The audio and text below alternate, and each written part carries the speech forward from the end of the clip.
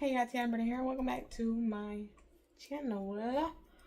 We are finally at our last book review for today.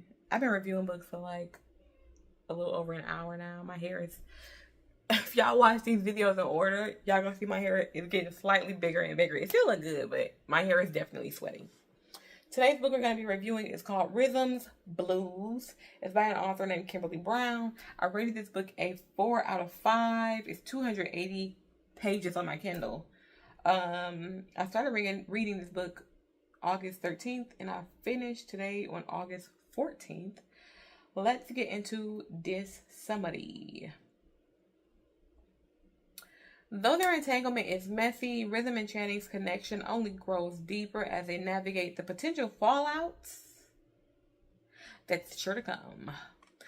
With Raheem unwilling to let her go or do right, Rhythm is ready to move on and be happy, but will the solace she finds in Channing's presence be ruined once their relationship comes to the light?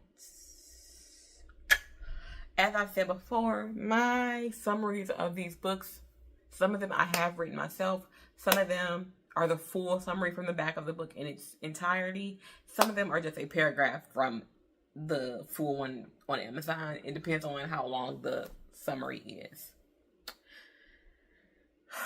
Let's get into my thoughts. Once again, I rated this book a 4 out of 5. I really did enjoy this book. There's some stuff I didn't like, but we'll get to that. But overall, I liked it a lot. So, my notes. I enjoyed this book. The development of Channing and Rhythm's relationship was crafted very well. There's a 6 degrees of separation in this book. That's funny. Between Channing and Rhythm. But I do like the dynamic of their book where we kind of get to see, okay, spoiler, they have a one-night stand. And the idea is that it's going to be a one-night stand, but then they run into each other out in the streets, and then Channing is like, I don't think I want this to be a one-night stand. So then we find out that Channing is the music producer that's working with Rhythm's recently ex-boyfriend. What I do like is that we get to see Channing pursue her before he finds out who she is. It's not a situation where they have their one night stand and then he finds out and then he's like, well, I don't care. I don't care. I want to be with you anyway.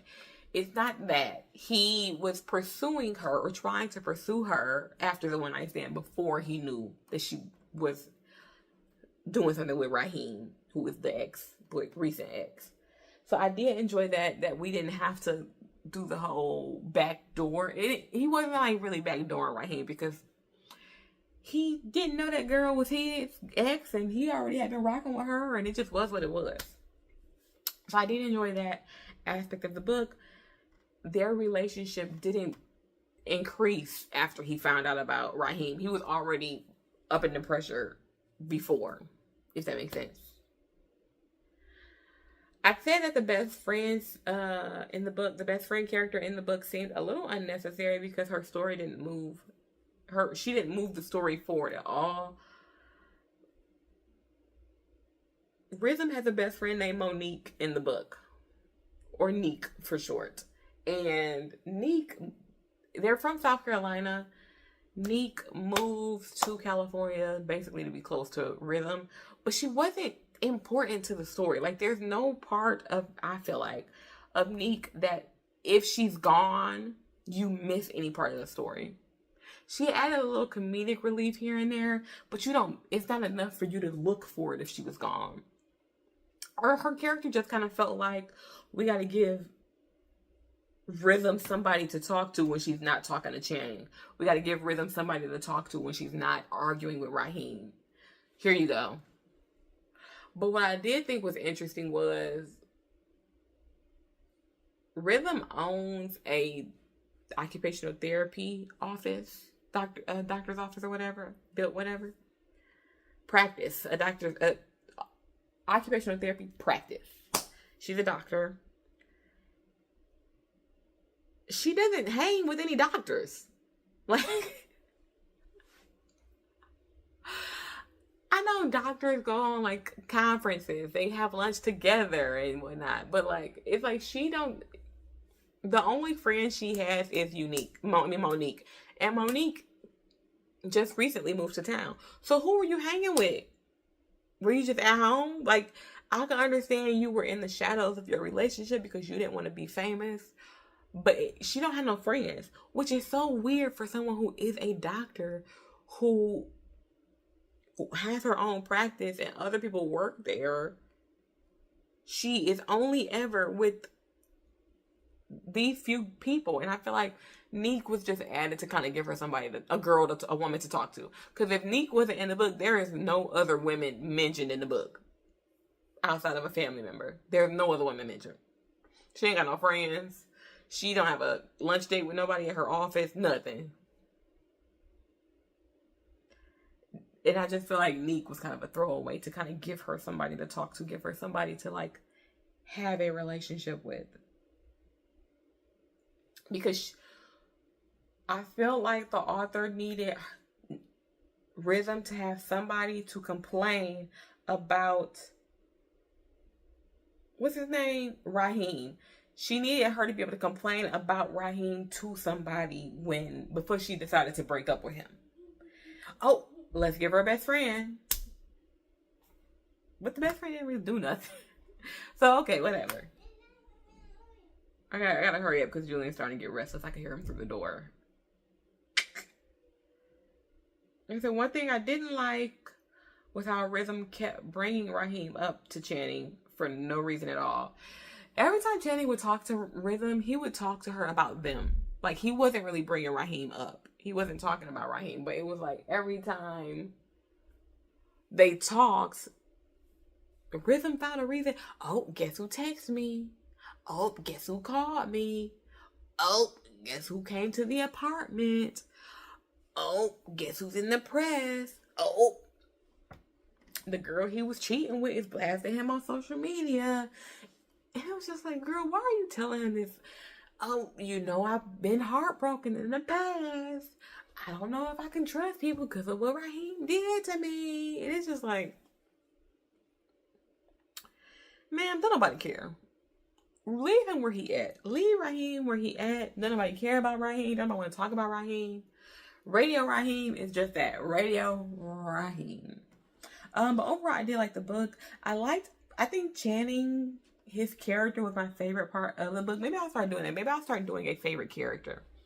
But Channing was my favorite. He was the most consistent character. There's one particular scene where Rhythm was annoying, y'all.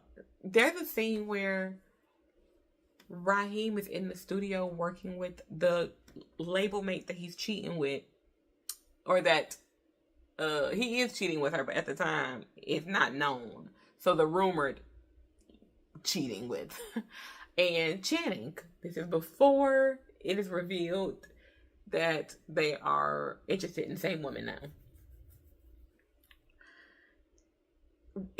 Raheem tells Rhythm he's in the studio working, and Rhythm is blowing his phone up because she feels like he needs to step away and come talk to her, like fix what's going on with us. And it's like, but he's working, and she's like, she keeps calling him because she feels like he needs to want to fix it. And I think they just weren't meant to be, because one thing that the label mate that he was messing around with kept saying, she doesn't respect him as an artist. And she's right, because a big part of him being an artist is him being in the studio all day. A big part of him being an artist is, if he's telling you he's making music, you have to kind of trust that. It just is what it is. And if you don't trust that, you need to leave. But for you to keep calling him while he's telling you he's at the studio, just so you could tell him what you're mad about, you couldn't do that if he wasn't in the studio. She's a doctor. If you're with a patient, he can't call you nonstop if you're with a patient just to tell you that he's mad at you. So it did very much give she doesn't respect him as an artist. And I don't think that was a good comparison to make in terms of like why Channing is better. You don't have a beef with Channing. You don't have a reason to blow Channing's phone up. Which, yeah, Raheem is wrong for giving you a reason to blow his phone up, but the fact that he's telling you he's in a session and he can't talk and you're still calling him is disrespectful.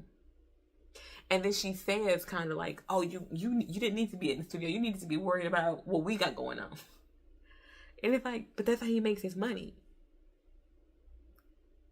And to Raheem's point, he makes a comment like, okay, but I pay for your stuff.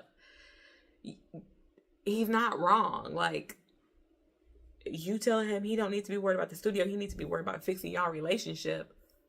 But you accepted when he bought you the building for your practice. You accepted when he bought the G-Wagon. You're living in his house, and I'm assuming because you just moved out, he's paying all the bills. Rightfully so, but like, he's paying all the bills. You accept all the jewelry or gifts he gets you. But he doesn't need to be in the studio. He needs to be worried about fixing what's going on at home. I don't know. That part just bugs me. But other than that, I thought it was a pretty good story idea. Like, their relationship, the relationship between Rhythm and Channing. Sidebar, Channing, Rhythm was his grandma's occupational therapist. And she is dating him. And I feel like that's a conflict of interest. Wasn't she supposed to release her as a patient? Because isn't it wrong to provide care to family members, to friends and family? Or is that only if you are able to prescribe medicine? I don't know. Let me know if you guys know down below. Anyway, like, comment, subscribe, all that fun stuff down below. Hope you guys enjoyed this video, and I will talk to you in the next one. Bye.